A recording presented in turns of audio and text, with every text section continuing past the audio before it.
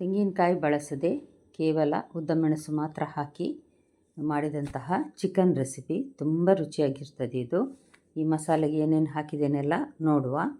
ನಮಸ್ತೆ friends, good food land ಚಾನಲ್ಗೆ ನಿಮಗೆಲ್ರಿಗೂ ಆತ್ಮೀಯ ಸ್ವಾಗತ.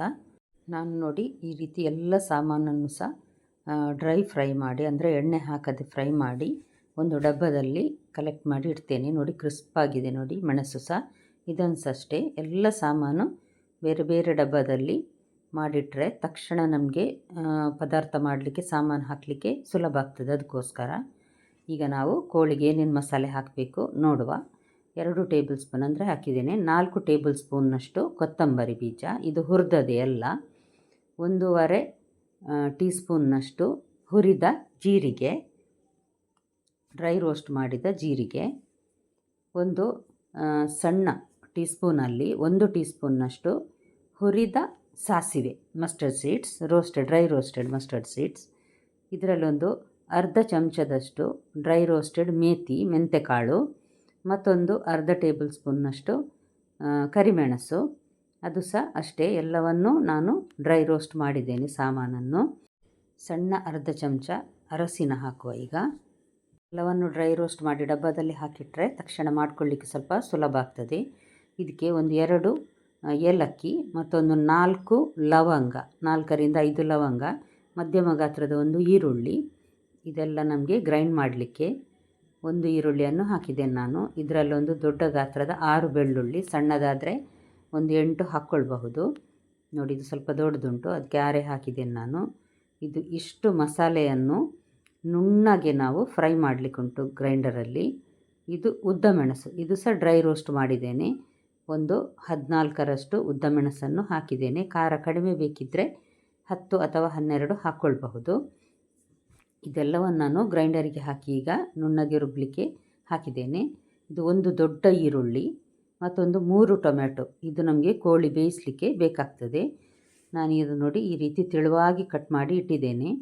ಇದರಲ್ಲಿ ಕಾಲು ಭಾಗಕ್ಕಿಂತ ಸ್ವಲ್ಪ ಹೆಚ್ಚು ಒಗ್ಗರಣೆಗೋಸ್ಕರ ತೆಗೆದಿಟ್ಟಿದ್ದೇನೆ. ಇದು ನೋಡಿ ನಾವು ಪದಾರ್ಥ ಮಾಡುವಾಗ ಹಾಕಲಿಕ್ಕೋಸ್ಕರ. ಸಾಧಾರಣ ಒಂದು 1.5 ಕಪ್ಪಿನಷ್ಟು ಉಂಟು. ದೊಡ್ಡ ಈರುಳ್ಳಿ ತೆಗೆದುಕೊಂಡದ್ದು ನಾನು ಇದಕ್ಕೆ. ಮತ್ತು 3 ಟೊಮೆಟೊ, ಇದನ್ನು ಸಹ ಅಷ್ಟೇ ತುಂಬ ಸಣ್ಣದು ಸಲ್ಲ, ಆ ರೀತಿ ಕಟ್ ಮಾಡಿ ನಾನು ಇದಕ್ಕೆ ಹಾಕ್ತಾ ಇದ್ದೇನೆ. ಒಂದು ಅರ್ಧ ಲಿಂಬೆ ರಸ, ಬೀಜ ಎಲ್ಲ ಲಿಂಬೆದು ತೆಗೆದು ನಂತರ ರಸ ಹಾಕಿದ್ದೇನೆ. ಉಪ್ಪು ಒಂದು 2 ಟೇಬಲ್ ಸ್ಪೂನ್ನಷ್ಟು ಉಪ್ಪು ಹಾಕಿದ್ದೇನೆ. ಈಗ ನಾನು ಗ್ರೈಂಡ್ ಮಾಡಿ ತಂದ ಈ ಮಸಾಲೆ ನೋಡಿದ್ದು ಅದನ್ನೀಗ ಇದಕ್ಕೆ ಹಾಕಿ, ನಂತರ ಆ ಮಸಾಲೆ ಸ್ವಲ್ಪ ಇದೆ ಪಾತ್ರೆಯಲ್ಲಿ, ಅದಕ್ಕೋಸ್ಕರ 1 ಲೋಟದಷ್ಟು ನೀರು ಹಾಕಿ ಈಗ ಇದನ್ನೊಂದು ಸಲ ಕೋಳಿಗೆ ಹಾಕಿ ಚೆನ್ನಾಗಿ ಮಿಕ್ಸ್ ಮಾಡಬೇಕು. ಒಂದು ಸ್ವಲ್ಪ ಕೊತ್ತಂಬರಿ ಸೊಪ್ಪು ಮತ್ತು ಸಾಧಾರಣ 2 ಟೇಬಲ್ ಸ್ಪೂನ್ನಷ್ಟು ತುಪ್ಪ ಹಾಕಿ ಇದನ್ನೊಂದು ಸಲ ಮಿಕ್ಸ್ ಮಾಡಿ ಈಗ ಬೇಯಲಿಕ್ಕೆ ಇಡಬೇಕು. ಮೊದಲೊಂದು ಸಲ ಹೈ ಫ್ಲೇಮಲ್ಲಿ ಬೇಯಲಿಕ್ಕಿಟ್ಟು ನಂತರ ಇದನ್ನು ಲೋ ಟು ಮೀಡಿಯಮ್ ಹೀಟಲ್ಲಿ ಬೇಯಿಸಬೇಕು. ಇನ್ನು ಎಕ್ಸ್ಟ್ರಾ ನೀರು ಹಾಕುವ ಅಗತ್ಯ ಇಲ್ಲ. ಕೋಳಿ ಟೊಮೆಟೊ ಎಲ್ಲ ಸ್ವಲ್ಪ ನೀರು ಬಿಡ್ತದೆ, ಅದಕ್ಕೋಸ್ಕರ ತುಂಬ ಸಾಫ್ಟ್ ಆಗುವಾಗ. ನೋಡಿ ಈಗ ಹೈ ಫ್ಲೇಮಲ್ಲಿ ಇದು ಒಂದು ಕುದಿ ಬರ್ತಾ ಉಂಟಷ್ಟೇ. ಈಗ ಸ್ವಲ್ಪ ಜಾಸ್ತಿ ಕುದಿ ಬಂದ ಕೂಡಲೇ ಲೋ ಟು ಮೀಡಿಯಮ್ ಹೀಟಲ್ಲಿ ಇಡಬೇಕಾಗ್ತದೆ. ನೀವಿನ್ನೂ ನನ್ನ ಚಾನಲ್ ಗುಡ್ ಫುಡ್ ಲ್ಯಾಂಡನ್ನು ಸಬ್ಸ್ಕ್ರೈಬ್ ಮಾಡಿಲ್ಲ ಅಂದರೆ ದಯವಿಟ್ಟು ಸಬ್ಸ್ಕ್ರೈಬ್ ಮಾಡಿ.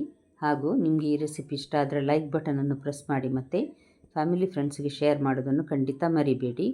ಇದೇ ರೀತಿ ಮುಚ್ಚಳ ಮುಚ್ಚಿ ಮೆಲ್ಲ ಉರಿಯಲ್ಲಿ ಒಂದು 1/4 ಗಂಟೆ ಬೇಯಿಸಬೇಕಾಗ್ತದೆ ಇದನ್ನು. ಇದು ಟೆಂಡರ್ ಚಿಕನ್ ಅಲ್ಲ, ಅದಕ್ಕೋಸ್ಕರ ಇದನ್ನು ಸ್ವಲ್ಪ ಹೆಚ್ಚು ಬೇಯಿಸಬೇಕಾಗ್ತದೆ. ಕೋಳಿ ಈಗ ಚೆನ್ನಾಗಿ ಬೆಂದಿದೆ.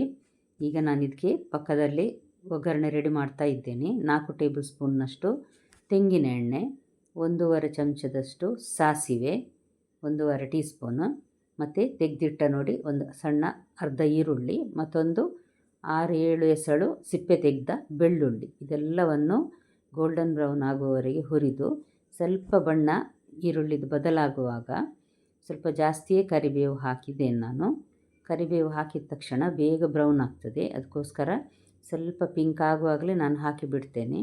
ಈಗ ನೋಡಿ ರೆಡಿಯಾದ ಈ ನಮ್ಮ ತೆಂಗಿನಕಾಯಿ ಹಾಕದೆ ಮಾಡಿದಂತಹ ಕೋಳಿಗೆ ಒಗ್ಗರಣೆ ಹಾಕಿದರೆ ರೆಡಿ ಆಯಿತು. ಇಲ್ಲಿಗೆ ನೀರು ದೋಸೆ, ಅನ್ನ, ಚಪಾತಿ ಅಥವಾ ಯಾವುದೇ ರೀತಿಯ ರೋಟಿಗೆ ಸಹ ತುಂಬ ರುಚಿಯಾಗಿರ್ತದೆ. ನೀವು ಒಂದು ಸಲ ಖಂಡಿತ ಟ್ರೈ ಮಾಡಿ ನೋಡಿ ಫ್ರೆಂಡ್ಸ್. ಇಷ್ಟು ರುಚಿಯಾದ ಈ ಪದಾರ್ಥ ನಂತರ ಇನ್ನೊಂದು ಸಲ ಮಾಡಿ ತಿನ್ನಬೇಕು ಅನ್ನಿಸುವಷ್ಟು ನಿಮಗೆ ಮನಸ್ಸಾಗ್ತದೆ.